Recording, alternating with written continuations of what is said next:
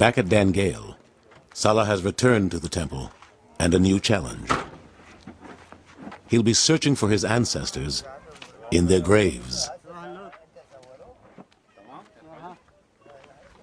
On the edge of town, within a stone's throw of Dangale's modern cemetery, workers on an irrigation project have uncovered an ancient burial ground.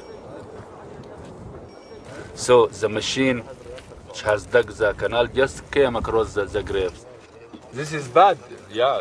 Destroyed at least 9 or 10 graves. But on the other hand, it was the reason after the discovery of the cemetery. So it is bad and good. Salah believes that the people buried in this cemetery are the very ones who worshipped in the temple.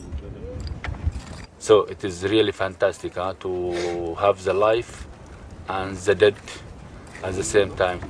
So you can complete the story of a whole population. At the temple, Julie and the excavation team continue the battle against heat and sandstorms, hoping to unlock more of the mystery of the Amun temple. The removal of another 3 feet of fill reveals more of the sandstone columns and a now familiar figure, the Nile god the ancient Nubians called Happy. The water bearer is making multiple appearances in the inner courtyard. On this column we have 8 figures of Happy, and on all of the other columns we have 8 figures. So by the time we're done, we're going to have drawn 32 Happy figures. Happy is the god of the Nile, and he's carrying jars that are pouring water. He brings the fertility of the Nile to the people who live along its banks. That's why Happy's so important to the people who lived here. Without the Nile and the river and the water, they'd die. Water was so important to the ancient Nubians that it played a central role in the daily life of this temple.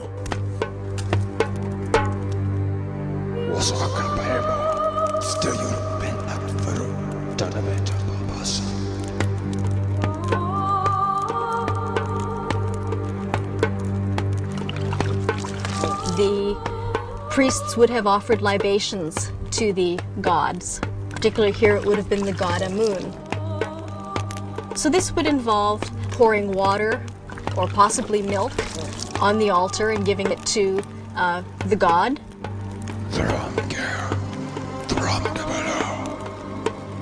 The priests of Amun would have carried out this ritual in the most sacred part of the temple, the innermost sanctuary. Normally only the priests would have entered this room. It's the main sanctuary, the Holy of Holies. Julie and Salah have been waiting to excavate this sacred chamber. They expect to find an altar or statue here, something to correlate with the ancient rituals they know took place deep inside the temple. These are huge blocks. You can see they're larger than my hand in thickness. They held something really, really heavy here. It could be an altar, it could be a statue. This is where the priests would have made their offerings to Amun. But where the altar should stand, there is now disturbing evidence of desecration. Well, it looks like somebody dug a huge hole in the floor of the main sanctuary of the temple. The sacred shrine is missing.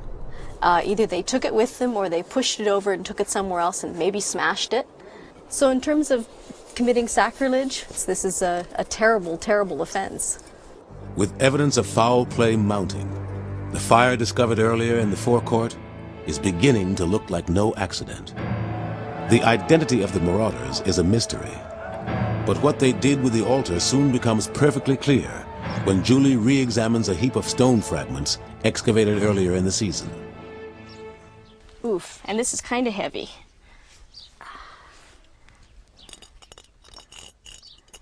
This is the top corner of an altar. It's also, as I said, quite heavy, so it took a lot of muscle to break this piece into the numerous pieces that you see here. Luckily, though the altar was destroyed, a crucial piece remains intact. We turned up this piece. It's the missing part of the cartouche Julie and Salah have been searching for. Now they can decipher the name of the ruler who built this temple, and is not a king. The royal name is Marika Ra, and that's one of the names of Queen Amanitore.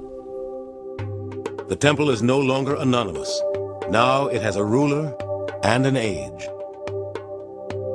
Amanitore is another powerful Nubian queen who ruled during the 1st century AD. We actually know what the queen looked like. This is her crown right here. The crown, the front of the crown has a double uraeus. That's 2 snakes with a little sun disk at the top of each head.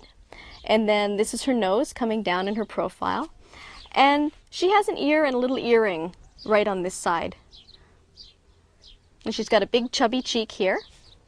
Her weight signifies that she has beauty, fertility, she has enough to eat, and she can produce children. Queen Amanitore and her co-regent King Natakamani reigned over Nubia during the time of Christ.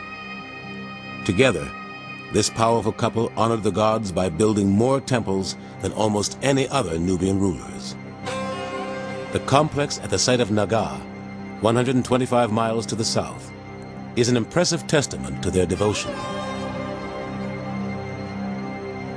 An avenue of ram statues leading up to the temple pays homage to Amun and hints at what the sands of Nagaa may still be hiding. Like all Nubian rulers, King Natakamani and Queen Amanitore would have been officially crowned first at Jebel Barkal. From there, they would have visited many of the most important temples in their kingdom, like Nagaa, to be crowned ceremonially by Amun. Amanitore and Natakamani approached the temple, Nagaa, by boat, sailing up the Nile. And then they would have headed towards the main sanctuary. The Amun temple complex would have appeared like a mirage on the horizon.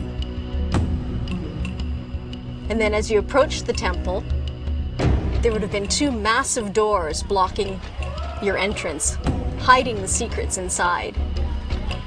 Led by the high priests, Queen Amanitore and King Natakamani would enter the temple, followed by their courtiers, and proceed to the inner sanctuary. They would lift incense up, and so the place would be smoky and smelling of frankincense. They would have made offerings to the god Amun.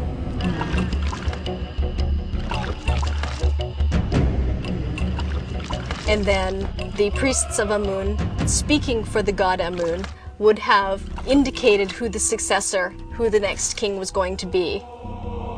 And then the crowning would take place. The king is officially crowned by Amun. So presumably that would be by his representative, the high priest of Amun.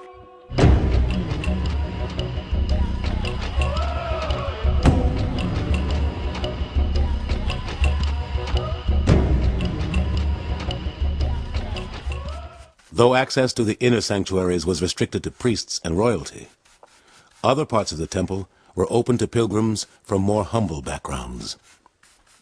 We found a footprint inscribed in the paving stones of the first court. It's graffiti that's been left by a pilgrim who came to visit the temple. This would show the god and other pilgrims that this person had come to visit the temple. It's a very human thing. It's something that somebody actually came and did as an act of personal piety, as an act of faith. It's very easy to get stuck in the material and the columns and the paving stones. This is a nice reminder, because as an archaeologist it shows us that people actually visited the temple and they actually worshipped here, and it was part of their everyday life.